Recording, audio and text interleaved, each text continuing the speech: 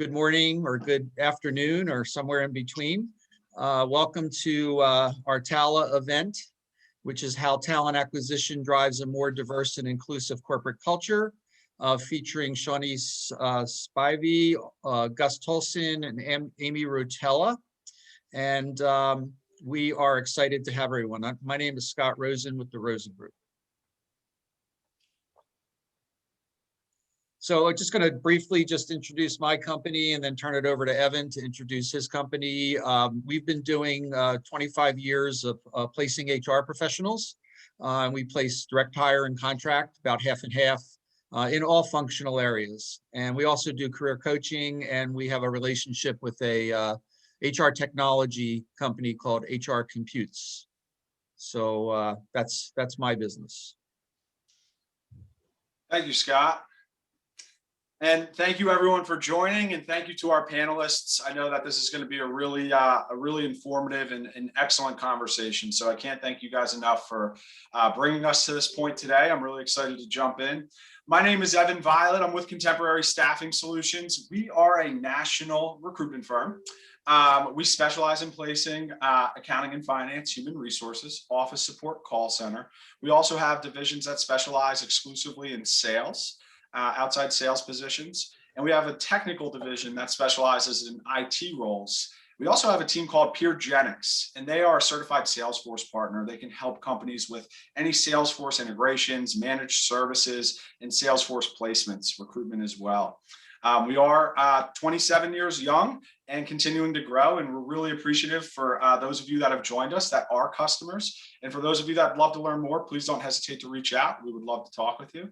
And we can move into the presentation. So again, just a couple of logistics. Everyone has been muted upon entry. So thank you for those of you that are familiar with Zoom. We do mute everyone to come in just to limit the distractions. But if anyone would have a question or wants to raise your hand, there is an option to do that. You can also use the chat box to type up a question. We do have people that will be monitoring the chat. So throughout the conversations, we can ask the panelists if there is a desired question you'd like answered. But if you were to raise your hand, we can certainly take you off mute and you can ask the question yourself. We want to keep this as informative and as engaging as possible. So thank you all again for being here. These are just some of the topics that we're going to go through today. So we're really excited. We're going to have 3 different perspectives. So we're going to do fireside chats. So hopefully these are topics that everyone feels are important. Certainly we know that they are out in the market, but if there is anything that we haven't covered or you'd like us to cover, we're certainly available to as well. So we're going to talk a lot about how 2020, a year that will inevitably go down in history forever, changed and drove companies forward. We're going to talk about where companies began with creating a more diverse and inclusive culture. What are some of the bumps in the road that talent acquisition and HR are facing in doing so? That's a heavy question that I'm sure we're going to get a lot of great content from. And we're going to talk a lot about what the key stakeholder, what key stakeholders and who are needed to make proper change and drive the business forward. How should human resources and talent education educate hiring managers and employees to be a part of the solution? What are some of the best practices and resources available to attract and retain a diverse workplace? How are companies measuring their diversity and inclusion? And what are realistic goals? So with that being said, I'd like to introduce our first panelist, Shawnice. Thank you so much, Shawnice, for being here. We really appreciate it. Shawnice is the current COO at Philadelphia Corporation for Aging. They are a local and federally funded nonprofit that employs more than 400 staff, and they serve more than 140,000 older adults across our footprint. And I can't thank you enough, Shawnice, for the great work that your organization does, but I'm also really excited to talk about all the great work that you're doing for your organization. So thank you for being with us, Shawnice. Thank you, Evan, for having me. When this topic first caught my attention, Evan, I think you were part of that conversation where I said, oh my God, I could stand all day and talk about all of these things, and was really excited to be part of this. So thank you for having me. I appreciate it. Absolutely. So Shawnice, we can jump right in. And, one of the things that I've been really enjoying when I talk with different customers or job seekers out there is just their perspective on 2020. And there's a lot of similarities and there's a lot of also differences. Thinking back to what some of the things that I learned last year, many people said we're all in the same storm, but we're in different boats. And now we're looking at possibly seeing the clear skies potentially forward, but that's going to come with a lot of change, and it's going to come with a lot of efforts and binding together. So Shawnice, my first question for you is, how did 2020 drive PCA forward? So that's such a loaded question, Evan. But I'm going to answer it. First, I want to take a moment to really and truly relive 2020. I was definitely one of those people that when 2021 hit, I threw it all behind me and was done.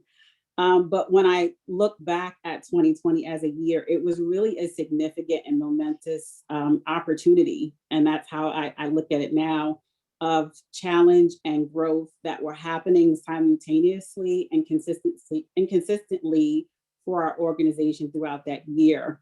And, just to kind of relive it a little bit, highlight, cliff note, in the beginning of the year, kind of around the whispers of COVID, we were already on our way to replacing or preparing a new CEO. We were looking at a retirement of what I would say was a legacy CEO. So that was monumentous for us. She was only the second CEO the organization had. We were looking at bringing in the third one to our organization. So that was a major shift in leadership and culture, and basically at the highest levels of the organization that you can kind of get at. And then you throw a global pandemic on top of that, and watch the science experiment unfold, so to speak. For us, we basically and literally stopped everything one day and picked up virtually the next. And that impacted about 90% of our staff. And, we do have a significant amount, well, not even, I'll say, we do have a significant amount of staff that are still continuing to work remotely, but we also have a population of what I would call essential staff that deliver meals and provide food. And we know how quickly that conversation came at the top of everybody's list. When you're at lockdown, how do you get food to a population such as older adults that lack the basic ability to get food and to have resources to viable food? So that was a line of our business that I'm proud to say was able to turn the corner. We turned the Titanic, and we really suffered a minimal downtime. I don't even think our consumers realized that there was a week or two where we had to close down operations and use all temporary staff to keep that going, but they never missed a meal. And we turned our senior centers into what is known as grab and go centers. So in every community in Philadelphia, there's a senior center. And even today, you can go and pick up a grab and go meal so that you have enough to sustain yourself. So all of these issues became very real, very prevalent, very quickly. And then for the other part of our staff that lost the connection with our consumers, we had to figure out very quickly how we continue to engage them. How do we check on them? How do we make sure that the vulnerable are not at risk for any harm? So 2020 was really a challenging year, but I'm proud to say that we have come up on top of that year. We continue to work hard. Our workforce is what we call PCA proud. They will do anything in the world to serve the community. And literally that was 2020 was about. You stepped up and you saw who you had and who you didn't have, and you made those adjustments. So if there were any decisions that we were on the fence about, 2020 forced us to either jump over or jump out. And so there's so many t-shirts I can come up with for the year 2020. But for us, that was probably one of the two main ones. And then it also re-engaged and re-energized what we call our advocacy piece. So I don't need to go through all of the kind of social injustices that 2020 exposed as a nation for us, but it definitely re-engaged PCA in a different way. And we picked up that torch once again to do advocacy and outreach and partner with different organizations to do that. And that continues to be the work that I think as an organization across the board, we can all get behind and agree to. So again, I can go on and on, but I try to leave 2020 behind me. But those are just kind of the highlights of the game, so to speak, when I think about 2020. Well, Shawnee's, to go through what you had already anticipated in 2020, right, with a changing of the CEO and some of the, changes that come with that process, then to have everything else put on your plate. I can only imagine how much you were working around the clock and doing some really great work. And PCA proud, that's wonderful. And, again, the work that Philadelphia Corporation for Aging does is something that I think we can all be proud of. And I think I can speak for everyone in thanking you and the PCA team for all of that work. One of the things that you mentioned was, not to relive 2020, but 2020 was eye-opening in the way that now it's about everything is at the forefront on what we are able to control and how we can control that. And it really is going to take allyship and working together and, not avoiding the topic anymore, which brings me to my next question, diversity and inclusion, and the focal point that diversity and inclusion has taken on many organizations, and some of which are maybe we're a little bit more progressive in focusing on it before, but now push has come to shove. So any silver linings that has come from 2020 is the focal point on diversity and inclusion and how that connects to talent acquisition. So Shawnee's, I'm going to ask you another loaded question. I think that's part of my role today.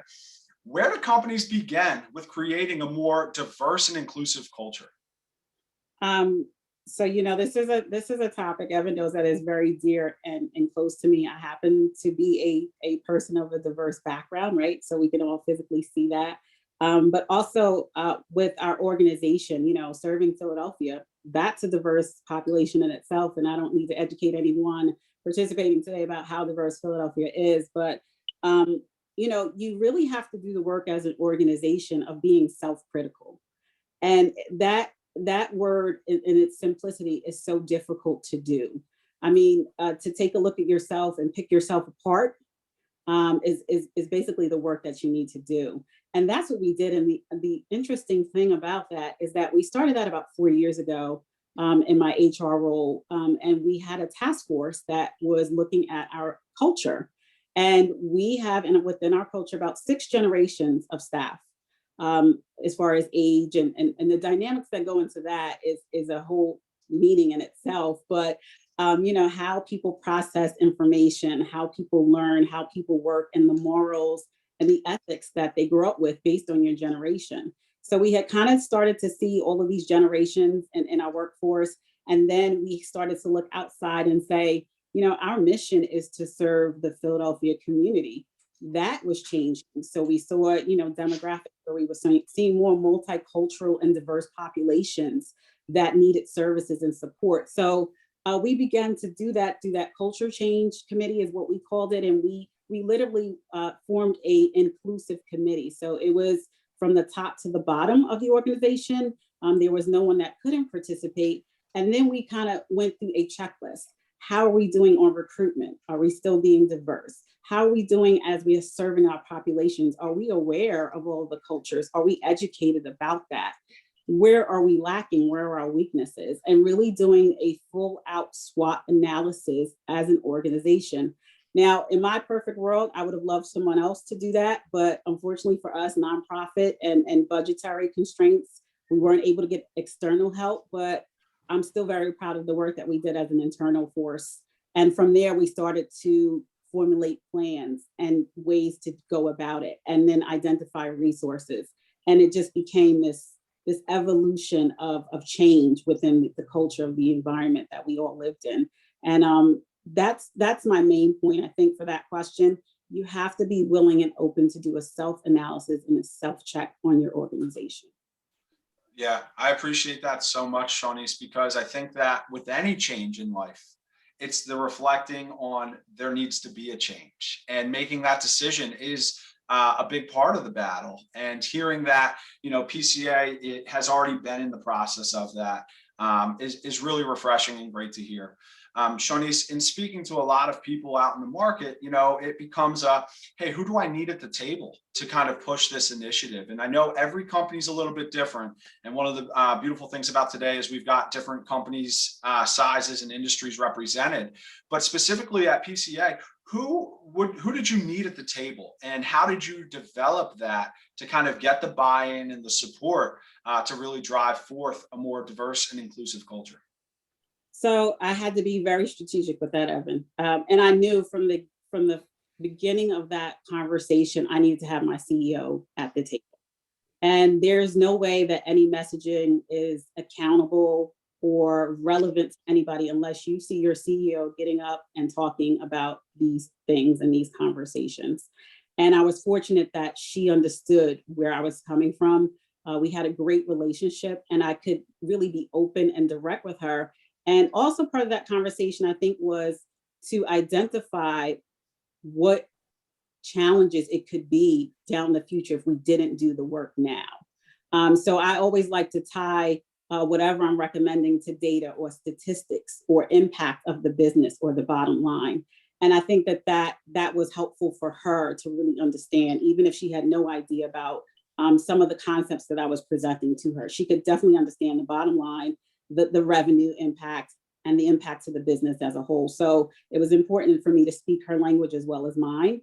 And then we had a board that was willing to hold people accountable to some of these conversations and these strategic initiatives. So definitely need to get your CEO in that seat and at that table and get them to support your vision or your strategy.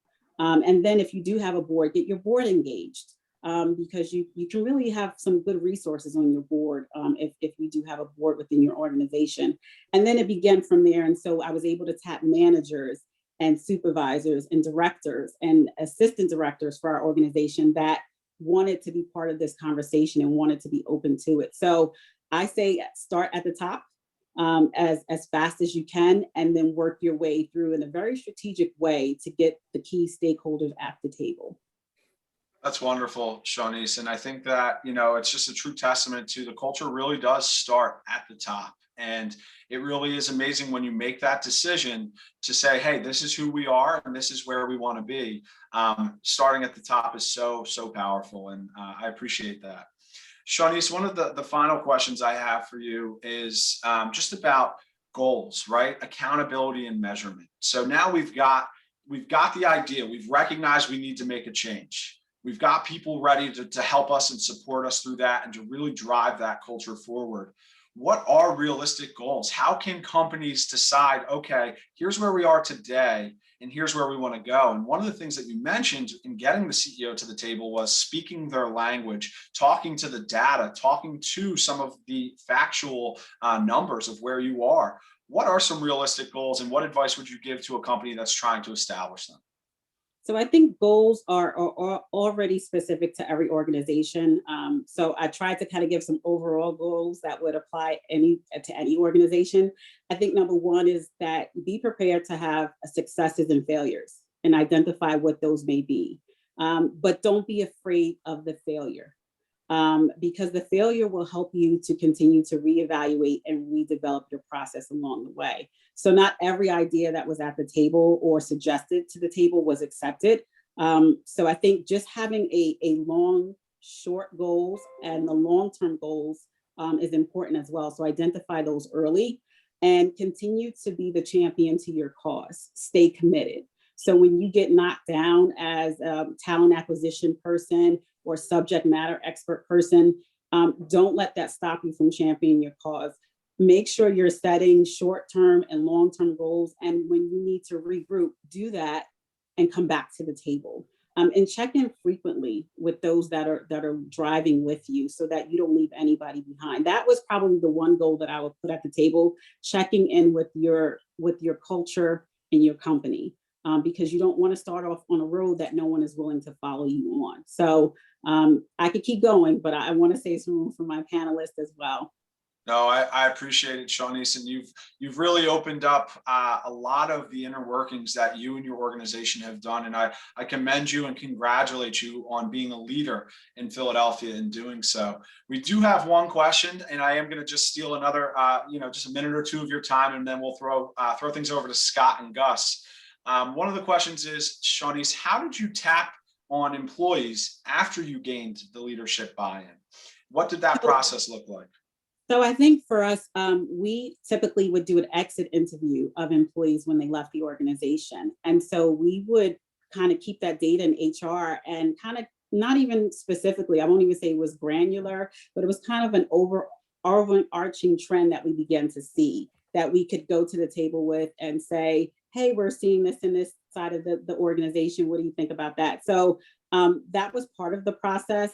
Some other pieces was that we also knew within our organization, other managers and executive leaders and even supervisors that would say, I'm having an issue with this employee, and maybe it's my lack of understanding. So those were the people that I would seek out to say, do you think you would benefit from training? And what kind of training would you be interested in? So it was really staying connected along the way, which I think that's what was one of my goals. Staying connected along the way to make sure I was tapping the right people at the right time.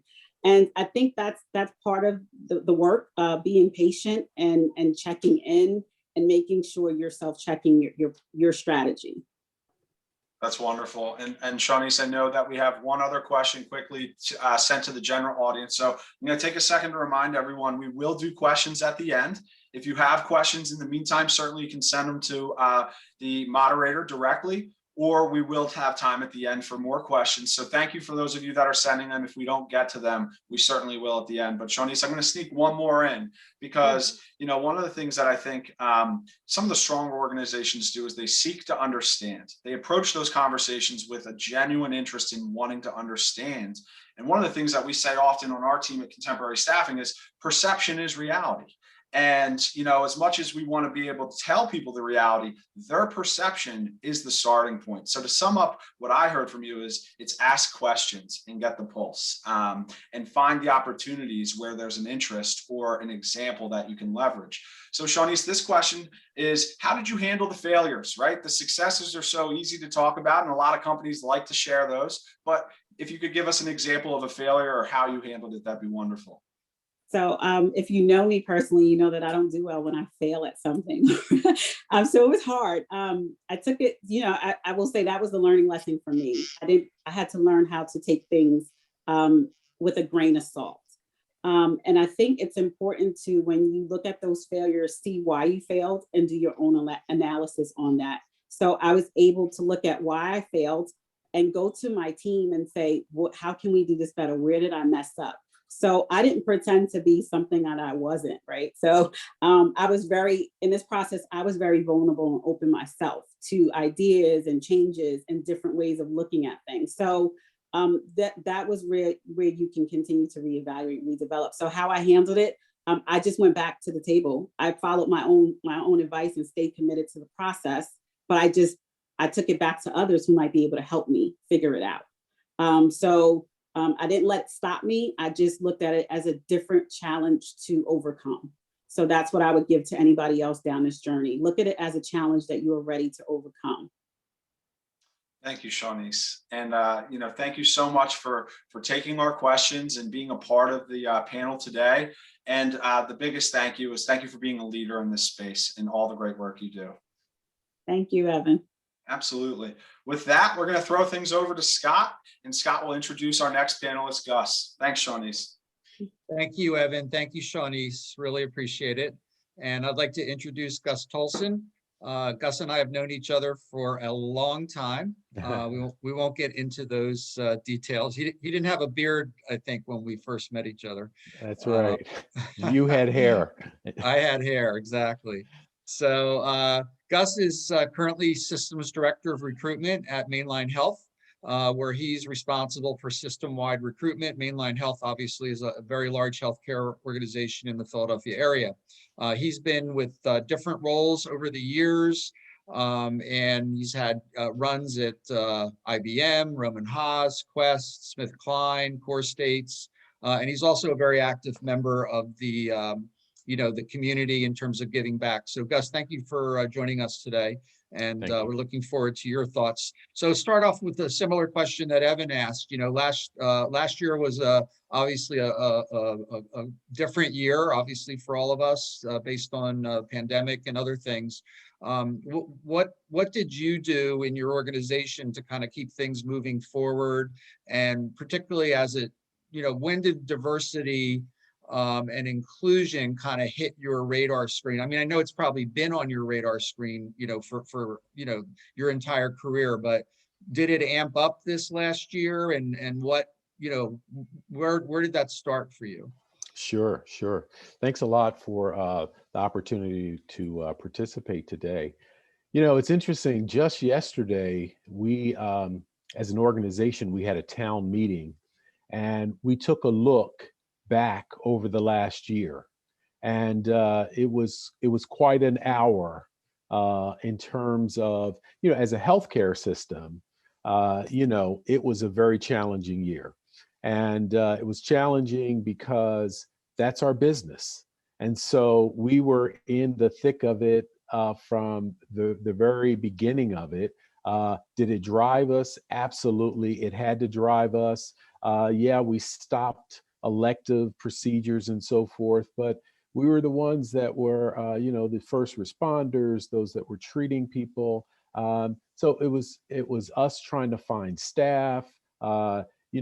In terms of recruitment, I mean, we were doing what everybody else was doing, right? We were out there trying to find additional staff to be able to support patients, to be able to support and work through this whole pandemic and areas that we had no knowledge whatsoever about what was going to happen next. But when we celebrated the anniversary, and I do say celebrate in the sense that we were all very reflective of the work that was done. Yes, significant loss, significant patient care issues and whatnot. But I think as an organization, we also recognize that we grew. We grew with our love for healthcare and the work that we were doing. We learned an awful lot, and quite a year, quite some experiences. I think for us, from a talent acquisition standpoint, I mean, we had to go from live interviews, job fairs, so forth, and we immediately had to go into a virtual mode. And so we were all learning together how we were going to change our approach to finding talent, engaging talent, and that happened immediately. And I think that it was an experience that that we all learned from, and quite frankly, had no choice but to be successful at it. I mean, as far as diversity is concerned, I mean, Mainline, it has always been on my radar as a person of color, starting out at an IBM in an organization where it was, very, very friendly organization. But it was an organization that was steeped in a culture that was different and not always as welcoming and encouraging as a person might want it to be. But that was 20 some years ago. When I think about Mainline, and one of the reasons why I came to Mainline Health at this point in my career is that I'd learned an awful lot about what they were doing in the area of diversity. As an organization, we've been at it for probably about 8-9 years. And as Charnice was talking about, it was an effort that started with self-assessment. It was about understanding who we were as an organization and what we wanted to be, and taking a hard look at some of the things that we didn't like, some of the things that we wanted to do better at. And being in the healthcare area, healthcare disparities is a real issue. It's an issue in terms of how people are served, the various communities, whether there are healthcare providers in those communities. And so as an organization, that has always been important to us, and finding ways that we can make a difference, looking at measurements such as, are there differences in how we treat people? Are there differences in response time, waiting time in the emergency room? Those are some of those goals and things and measurements that we look at to say, hey, we question why there is a difference, and we want to understand it. We look further at it. I mean, we're doing that as we talk about the vaccines, and making sure that we have a program that's called an ambassador program, where we have individuals that are working to try to help educate our employees, and that's our primary focus right now, is in-house, on the reason why the vaccine is important and why they need to consider taking the vaccine. I mean, there are and there have always been some issues and concerns in our community, particularly with people of color, black, brown people, that there's a level of mistrust in vaccines and the health system and the government. And what we have decided to do with this program is to focus on, the science, focus in on the importance, talking about the difference that can be made, and we're educating those employees to help them make a decision. We're not forcing people to make a decision. We're not telling them they have to, but we hope through education, they will understand the benefits of it. And so that's one area of diversity that has shifted in terms of us working on very, very aggressively. I mean, from a talent acquisition standpoint, we do it in terms of our outreach in the community, are trying to engage, helping people to see where we're different, modeling those differences, making sure that we're out there in the community through presentations, panels, discussions, talking about the Mainline Health Organization, and people could see by our actions and through our actions that what's important. And as you have people that look like you, then it gives you a greater sense of understanding and feeling about the organization. Thanks, Gus. As of just want to remind everybody, if you have a couple questions for Gus directly, we can take those now, and then we'll save a little bit of time at the end for general questions. But you can either raise your virtual hand or put a question in the chat box.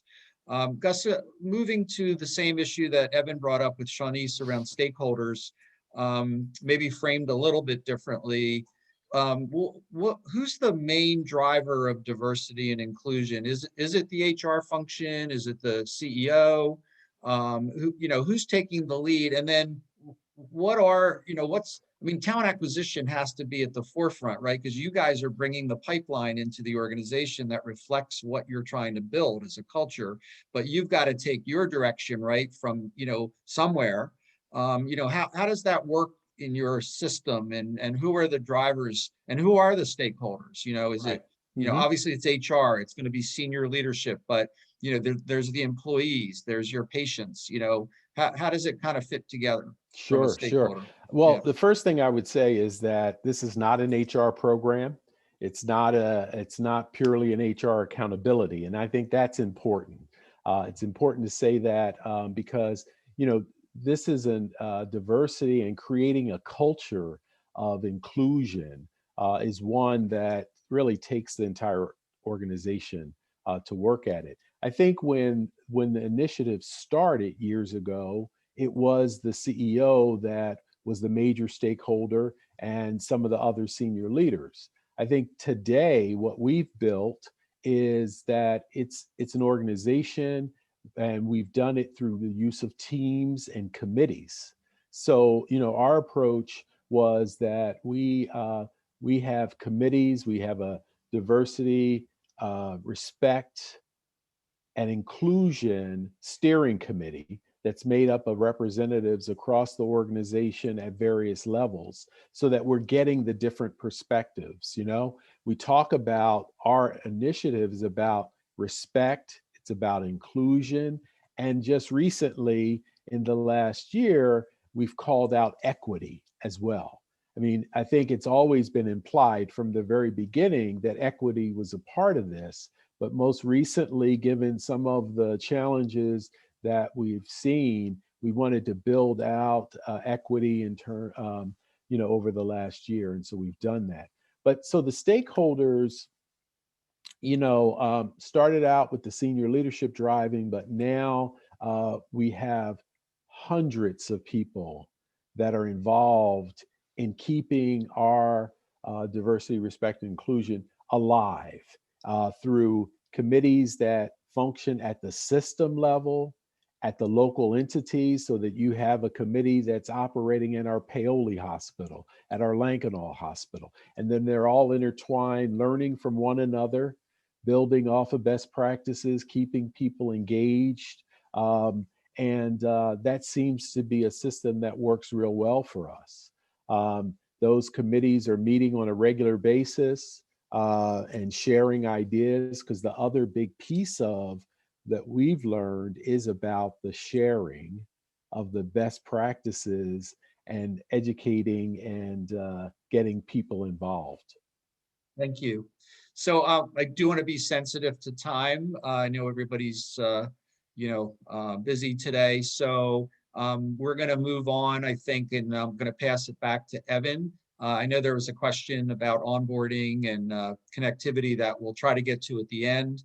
If we have time, we'll do our best. If not, I think the panelists would be willing, hopefully, to put their contact information in the chat room, and we'll also send that out to you. Everyone's going to get a copy of the recording, if you have questions for any of the panelists, we'll make sure that you have their contact information if you want to follow up. So thank you, Gus, so much for your wisdom. And we'll see you a little bit later again. Okay. And Evan, I'll flip it back to you. Thanks. Thank you, Scott, and thank you, Gus. And Gus, thank you so much to you and your team of heroes over at Mainline Health. We all know just how important they are to our community, so thank you. Let me introduce Amy Rotella. Amy, thank you so much for being a part of our conversation today. Amy is the TA Director at Reliance Standard Life Insurance. And Amy, we are really excited to speak with you. I should take a second just to thank you personally, because Amy, as a former colleague, you really taught me the ropes of the staffing industry working together about 9 years ago. So it's a pleasure to be able to interview you today and see where you have taken your career. Thanks for being with us. Oh, thank you. It's my pleasure. It's been fun going through the process and getting to work with Shanice and Gus and you guys. Thanks for being here, Amy. So I am going to stay with the theme of the year of 2020 and focusing on the positives. We all are looking at 2020 in the rear view, but there's been a lot of things that are here to stay and to continue to work through and drive forward. So from your perspective with Reliance Standard Insurance, what did 2020 do to drive your business and your team forward? Yeah, thanks, Evan. This question made me pause and reflect.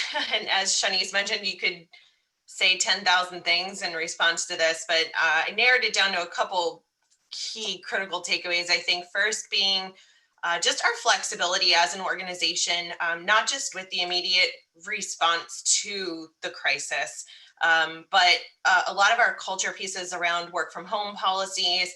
Prior to COVID, we had a very rigid in-office policy, and a lot of that was from just habit, but also I think a little bit of an apprehension. Hey, can employees really be efficient working from home? We saw that is the case, right? We haven't lost any efficiency, and a lot of those things will carry over into permanent hybrid arrangements, or even some businesses groups where it makes sense, to be fully remote forever. So from a talent acquisition perspective, that's really opened up our talent pools, opened up our opportunity to secure more diverse employees and the top talent really in the country without having to be limited to relocation requests and things like that. So that's been a positive, coming out of such a crazy year. Technology was another big thing that I think stands out in moving forward. I think 10 years could have gone by and you would have had a lot of employees still, holding on to some of those old habits of being in a paper environment or not embracing Teams or some of the technology Zoom that we use today. We still had a pretty large segment of our employees without laptops. So that immediate response, we had rushed to deploy all of those, get everybody on the same platform, get everybody effectively working from home. But I think it really forced us to embrace some of these technologies that might have been there and we were adopting too slower. So that was a big one too. And then the other side of 2020, and not so much tied to work as we were immediate thinking, but all of the things that were going on just in our political and societal climate, right?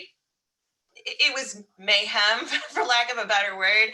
But what we found, which might have been surprising to some of us, our employees were really looking to us to make a statement, to have a reaction, and to support what they were feeling and what everybody was feeling, right? We're employees too, even at the top of the organization. So we already had plans to, have an increased focus on diversity and inclusion initiatives, but I think 2020 forced us to put that to the front line of our conversations. And with all of this increased messaging from the top down and care packages that we might have sent out, or messaging of take care of yourself and self-care and little things like that, in a strange way, it's almost felt more connected as an organization, even though we're so separate. So that's wonderful, Amy. And, just hearing some of the things that are, fairly consistent among many conversations, the technology, the flexibility, right? The supply and demand for filling positions has really changed. And it's going to be interesting, asking a similar question like this, maybe 1, 2, 3 years from now. So Amy, thank you for addressing a lot of that. One of the things that is at the forefront, right, and it's been a central point of our conversation today, is the importance of creating a more diverse and inclusive culture. And I am interested to hear where Reliance is with that, and really where should companies begin? Because there are, believe it or not, a lot of companies that are sitting kind of looking for what should I do and where should I begin? It is such a big and important task, and it's really sensitive to how you handle it and the starting point. So I'll frame the question like this, Amy. Where did you guys begin? What was the experience with Reliance, and what advice would you give companies that are looking to begin diving into that? Yeah, Evan, I think you hit it spot on, right? There is so much that the whole topic can feel overwhelming. So I think the first thing is the mindset of breaking it down into this is not a project. This is not a program that we're going to get through and end, right? There's no timeline or deadline adhered to it. This is a culture shift. It's a mindset, and it's a journey. So it's taking baby steps, one at a time, one foot in front of the other.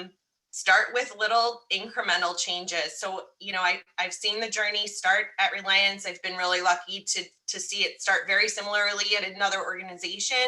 The steps we took were almost mirrored in both companies. So, we started the conversation. Step 1, listen to your employees, host listening circles, see where they are in the conversation. What kind of things have your employees lived already? Where are they coming from? You have so much diversity already there, you're probably unaware of. We selected a diversity council. With Reliance, we were lucky enough to partner with an outside agency who helped us making that process of selection fair and objective. But in your council, if you decide to go that way, make sure that it's representative of all of your business groups and the regions in your organization. And then I would suggest really define what diversity and inclusion means to you, right? I think this is so critical because your journey needs to feel genuine to be accepted by your employees. And it's not a check the box move. You're not doing this just because it looks good on paper. You want it to be meaningful. Define what it means to you, and it will, and what makes sense for you. It's going to look different. And then the last thing I think in the beginning is the education component, right? I think especially critical in HR, but as many participants in your organization that are willing, get them educated too. Unconscious bias training, just what does diversity and inclusion mean for us? My talent acquisition team is going through diversity certification programs, so little things that will start moving the needle and starting the conversation are I think, the right place to start. That's wonderful. And Amy, you mentioned partnering with an agency and just some other external resources. And I just want to put it out there to the members joining us today that, as Scott mentioned, we invite everyone to join our TALA LinkedIn group. We also invite everyone to connect with our panelists who are available to share some of the resources that they're tapping into and, talk through some of their experiences on a more direct personal level. And I wanted to just do another slight plug too. We're getting a lot of great questions in the chat box, and I want everyone to know we are going to do our absolute best to turn over a Q&A in just a little bit. So thank you everyone for your participation. Amy, bumps in the road, right? I mean, there's so many. And one of the questions that was posed earlier was it's so common for people to focus on, hey, here's the success. But really taking a step back and looking at, hey, what were the bumps in the road? And some of which, like you said, you may not even recognize unless you put the concerted effort there to look at them. So, Amy, just from your perspective, what were some of the bumps in the road that TA and HR are facing in trying to drive this change and drive things forward? Yeah, and I don't know that I can say this exactly from Reliance, but as Shanice mentioned, I think, having that leadership support, and we're lucky enough here too, that, we have the CEO and all of senior leaders and tremendous support of initiatives that we have. But I think that is critical. Not everything comes down to a financially impactful cost, right? Diversity and inclusion programs don't need to cost $500,000 out the gate. You can make these small tweaks to your processes for free, but the messaging, the advocacy of the program coming down from the top, cascading through the teams and to the business, I think is critical. So having the foundational support is number one. And if you don't have that, as Shanice alluded to, also, gather the data of how you can start to educate them and shift their mind and prove to them why it is an important, piece of your business. Another thing that I see in pockets, I don't think it's normal, but is an aversion to diversity programs. There's still some people, who think that they're unfair innately, or they're biased in themselves. And those people, I don't think, tend to be vocal about it, but they're not supportive, right? They're almost apathetic. So what I think we're trying to do is meet those people where they are in the conversation. Try not to push an agenda necessarily, because I think you'll make an enemy there, but take it in pieces, take it in steps. And the last thing, and this is more tied to talent acquisition specifically, referral programs we've relied on for decades, right? They're such a proven way to hire people into your roles, but I think they can be, that they can work against a diversity and inclusive environment, because same usually refers same. So people who in your organization usually are referring people from their family or their same nationality, their same school, their same affiliations, right? And if you want to change the culture, you have to change who you're hiring and where you're hiring from. So I think that talent acquisition specifically needs to balance their referral streams with active sourcing and to attract people to the organization.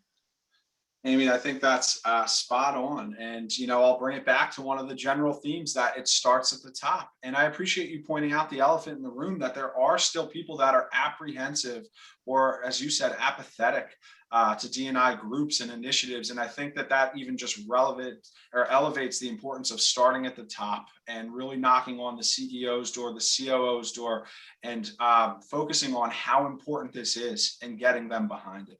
Every company does have their own culture and the right to control that culture. So I want to just close out the conversation with our three panelists and toss it over to Scott for a Q&A. But I want to thank you all for opening up the door to a very sensitive topic, which will hopefully become less sensitive and more common for everyone that's joined today and all the other great companies in our footprint. So on behalf of TALA and the Rosen Group and Contemporary Staffing, thank you all for your time and giving us those answers. I will throw it over to Scott for our open Q&A. Thank you, Evan, and thank you, Amy, for your wisdom and thoughts. So we're going to open it up now to the entire panel. We'll kind of do this popcorn style. I'm just going to toss out some questions that I saw in the chat room. We'll try to get to as many as we can, but we only have about 10 minutes left. So we'll have to just sort of again give us your quick thoughts on some of these questions. And again, it's open to whoever wants to jump in. So the first question that was posed is, okay, you've got buy-in, senior leadership, you've got buy-in in all the functions to move ahead. And now you got to go out and find a diverse slate of candidates. So Amy kind of alluded to this, some of the techniques that you might use, but I want to kind of ask the panel, how do you find a diverse workforce? Where do you go? I mean, are there specific, organizations, websites, techniques, programs, software? How do you find a diverse workforce? I'll start. There are a couple of tools out there. There's an organization, one that's called Seek Out, which is a database, which provides some analytical data as well. So that's a good place for posting. It's a good place that you can identify minority candidates, diverse candidates. I think the other thing is using your networks. Using your employees and making sure that you're talking with them about the needs and so forth. Just as Amy mentioned about employee referrals, there's a goodness, there's a badness to it, right? There's up and down. And so, you want to capitalize off of that.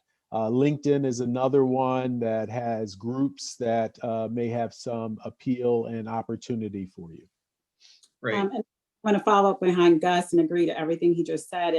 And kind of a blanket statement is that you yourself had to be prepared to find these people.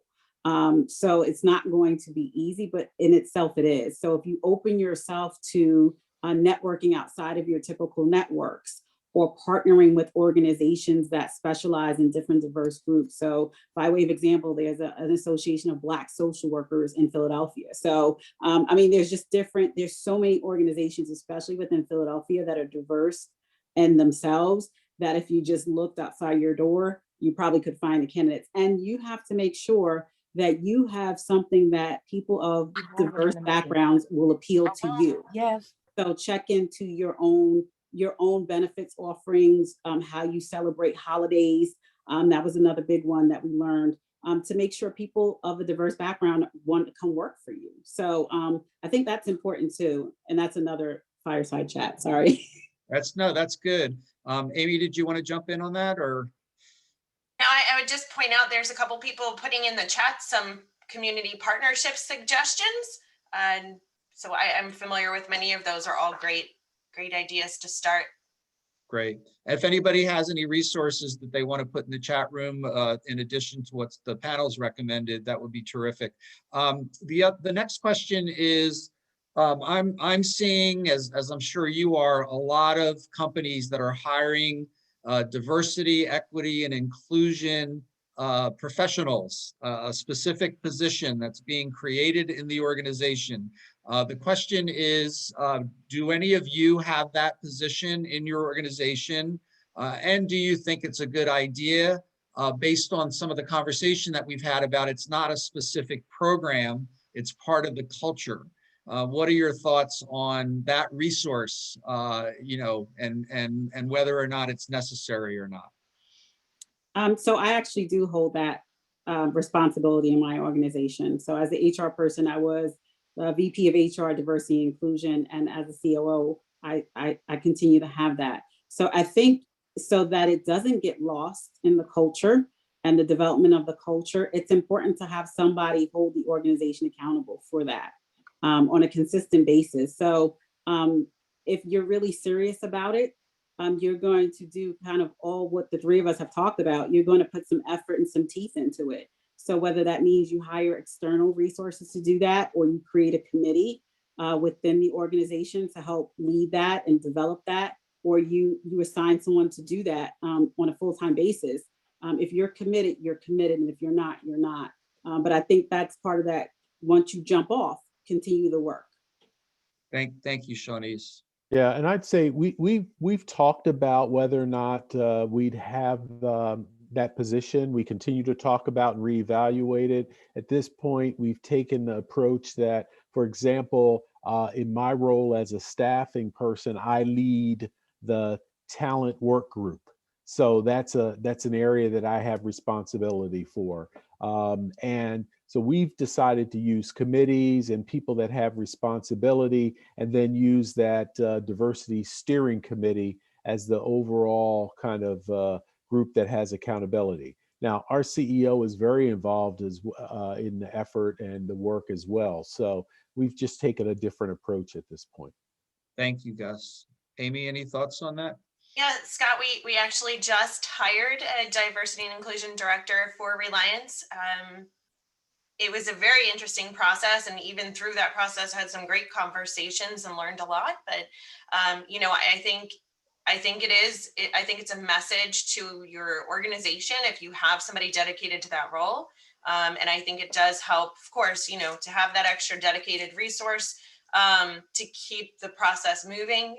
And I would just recommend as we just finished wrapping up this interview process, you know, make sure that the person that you select is aligned very closely with your company goals and culture, and is going to move you in the direction that's right for you. Great. We have time for a couple more questions. A question came up about measuring and metrics.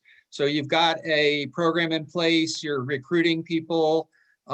What are you doing to measure? I mean, you know, I don't know what the government role is now, because, you know, they had set some guidelines about diversity, you know, affirmative action, you know, obviously has been around for a long time. But as a company, how do you measure success, and what are some of the metrics that you use? I mean, is it just, you know, saying, hey, we're getting more diverse, or is there something specific that you do? Yeah. Go ahead. I'm sorry. I was going to say really quickly, you know, I don't think that we've yet at Reliance defined what those will be, except we have a picture of our existing employee base and want to keep improving that number. I don't know that we have a defined goal yet. From a talent acquisitions perspective, you know, we want to ensure that we're at least having diverse panels of candidates interviewing for every position in the organization. So that's our step one, since we're so early in this journey. Yeah. And I think, okay, go ahead, Sharnice. I'm sorry, Gus. So for us, we are consistently looking at our employee retention numbers. So that's one thing, measurement, real numbers, employee engagement. So surveying and checking in. And I think for different departments, they would report, although you can't measure it, the morale of staff behind this and what they're feeling. So those are some ways that you could see it, and I'll allow Gus to respond as well. I apologize. Yeah, no. That's, I mean, those are all measurements and so forth. I mean, trying to look at your representation and trying to ensure that, you know, your representation is that of or better than the community in which you operate in, because you want to be similar to that. You want to look at job families where you may not have representation of a diverse population, and establishing some goals there. I think Amy mentioned your slates, your interview slates. If indeed, you know, managerial is an area that you are challenged in, then you may want to consider saying that for every managerial opening you have, that it needs to be a diverse slate. We're not talking about putting people in that are not qualified, but you need to then search and be diligent about identifying diversity in the slate. And then, as I think Sharnice mentioned, you know, as you look at engagement and you look at some of these other areas, even pay, compensation, then you should be looking at it through the lens of, do I have any differences or gaps as I look at people of color versus others? So there are a lot of different areas. The most important thing, I think, is to determine what it is you're trying to achieve and focus on those goals, because you could have an awful lot of metrics and then fall into an area where, you know, just too many. It's like, what are we going to work on this year and make improvement in? Right. Thanks. So as we kind of wind down and wrap up, believe me, the hour went quick, and we could probably talk all day about this topic. There's so many other aspects of it that we didn't even get to.